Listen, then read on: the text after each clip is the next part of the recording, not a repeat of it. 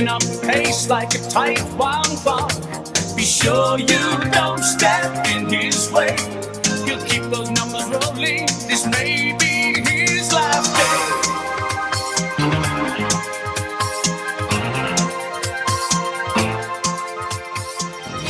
Denver Broncos Mile High View. No commercials, no bullshit, and I really should be given the America's Dirtiest Job Award for having to, suffer through this game film with the Raiders and the Denver Broncos. I'm now doing the second quarter, and of course the Broncos start off with horrible field position because of great special teams play by the Raiders. I don't know, when the day will come when the Broncos have the player personnel and the coaching to pull off these kind of special teams. Okay, after some halfway decent running by Gordon, it's a 3rd and 1, and time again, Shermer proves us that he cannot pick up blocks. So we have more unaccounted for player personnel coming in. God forbid there would be a couple of running backs in this. It's third and 1. Look, can we act like we're going to run it and use these running backs to at least try to throw a block so our quarterback can make a play? It's all I'm really asking. And yet we're going into the 10th week, and Shermer still hasn't figured this out yet. It just is mind-boggling to me. I have to show this special teams play. I mean, this is, you could call it 2 bad special teams plays, one on the Raiders but the big, in my opinion, is, the big was on the Raiders because it went for a touchdown. But the flag was a play that really wasn't going to really amount to anything. So shame on the Raiders for that one. But just the entire schematics of the special teams on this punt is just so bad. This guy's got nothing but large gaps to run through. And, people just chasing their tails, Denver Broncos chasing. I mean, there was really no reason for the Raiders to have thrown, if you take a look, it's the first guy coming down there. He is in no way going to stop anybody, but it's just the failures downfield that just is so. It's just really incredible how bad the special teams are. Okay, second time around. Now we get another chance because the defense did their job. Second quarter, 11:22 left. Oh, wait. What was that? Garrett Bowles? Oh, yeah. False start. Way to go. Oh, I take that back. That's Pro Bowler Garrett Bowles, James Marilat. Again, Shermer just can't learn his lesson. This has been going on since Pittsburgh. We have free runners coming right at the quarterback's blind side.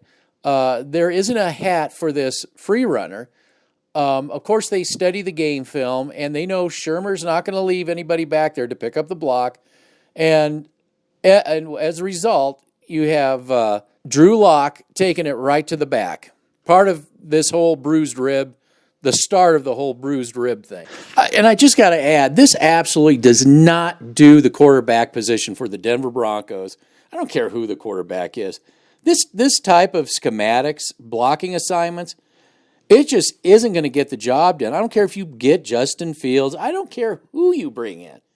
You can't have constant free runners. Now, I just want to show when you actually give your quarterback a pocket to work in without free runners, he can actually do his job. I mean, a couple of completions, because guess what? Man, no free runners and the quarterback can make a completed pass. Who would have thunk that? Okay, we're getting into the red zone here thanks to a little bit of nifty running and good run blocking for a change. And here's a 3rd and 3. Again, the Denver Broncos can't convert on 3rd down. And I've said this 1,000 times. You got 2 things going on here. One, even though, yes, the pocket is collapsing, and I understand because you get so many free runners and you get hit, I can understand wanting to get rid of the ball. And you've been told, get rid of the ball, get rid of the ball. Okay, that's one issue.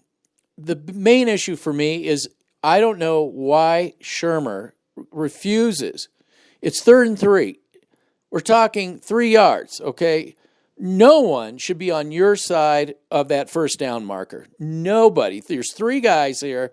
Not one of them should be on the other side, on your side of that marker. And this is something we see time and time again, and I see this too with other teams. If it's I don't care what third down it is, you have no business as a receiver, or you have no business as an offensive coordinator to draw plays that on a third down that you throw the ball on your side of that down marker, unless it's like really long. On a 3rd and 3, everybody should be, on the defensive side of that marker. Everybody should be. In this play, you should be making Drew Lock stand in the pocket just a little longer. There is absolutely no reason why any of these receivers are on your side of the marker. I definitely have something to say about this second INT that Drew Lock threw.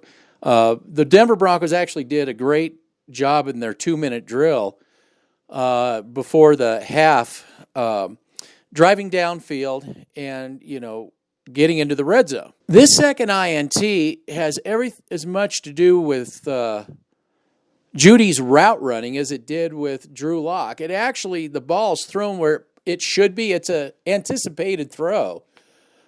But like I showed in my last video, where Patrick hesitates in his route, it's that hesitation that absolutely kills your quarterback. Judy, who hesitates in his route running, and that allows the DB to muscle his way in there. Well, Judy, you got to do your job too. You got to be kind of like a basketball player. You got to get yourself in front of that ball. You got to get yourself in front of that DB. I mean, if that ball's thrown and you can't get to it, the least you could do is bat it down. If you got behind and, because this is this is a practice play where the quarterback is expecting the receiver to be at that spot. And we already know there's going to be defensive traffic there. But the least that Judy could do is be in position to swat the ball down. I mean, minimum. And that just it needs to get cleaned up. Now, you could make the argument that Locke should have waited just a half fraction of a second into Judy's break.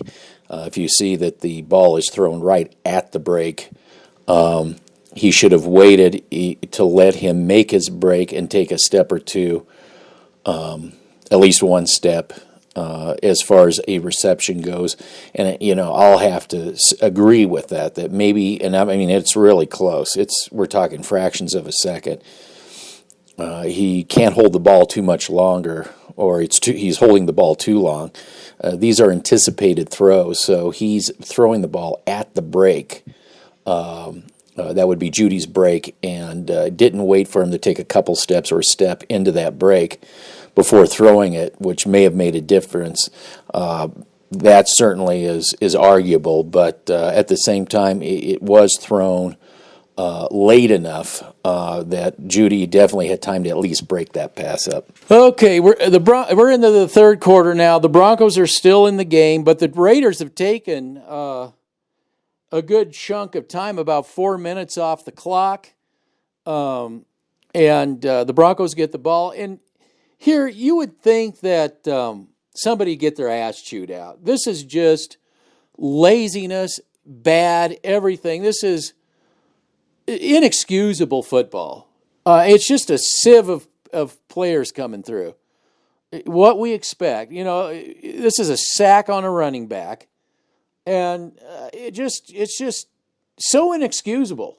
All right, 3rd and 13, and of course, the Broncos' right side is blown up again, and Locke, who sets his feet, immediately has to get flushed out, and by that time, it's game over. Another 3 and out for the Denver Broncos. It's now about the middle of the third quarter, and give the Fangio and the defense credit for keeping the inept Denver Broncos offense in this game. Should the Denver Broncos defense even be out here at this time? Shouldn't the offense be on the field right now anyway? So there's an asterisk to the criticism on the defense that the game's still well within reach. We've got almost 10 minutes into this third quarter, and Denver The Broncos only have 6 points. Now, the Raiders only have 13. But at some point, you can't ask the defense to hold this team forever. So while I'm pointing out criticisms, remember, they've done a lot of their job. They should get some help from their offense. Okay, we're in the fourth quarter, and we start the quarter out with a couple of ejections. One by the Raiders and one by the Broncos. Quite frankly, if it hadn't been Patrick, I wouldn't have minded either way, because it's kind of nice to see the hatred between both teams. I mean, it seems like for the last 10 years at least, it's just been kind of user-friendly on both sides. That, hatred hasn't really surfaced. They just kind of go through the motions. So I'm not exactly all that heartbroken that they're fighting with each other. Okay, more offensive line dysfunction, as it's Glasgow this time that can't get set, and the little false start. Broncos in their 3-15. What else is new? And here I just want to show you where yet another free runner comes in and disrupts this play. This play going down the tubes is not really on Fant or Locke. It's the fact that our offensive coordinator cannot, for the life of him, figure out how to block free runners. But, of course, the net result is a 3-and-out. Now, with the games, it's still within reach. This time, this receiver decides to cough the ball up Hamilton, who we've had, remember that everybody was so excited we got Hamilton. And now he puts the ball on the ground. And, this one is, obviously shit happens kind of a thing. But at this point, the Raiders are definitely within scoring. In like striking zone, and on a defense it's so pooped out right now, trying to save the special teams and offense. It's really a joke. So we're now reaching the 6-30. In the game is, even though there's 5 or 6 minutes, the game is clearly out of hand now.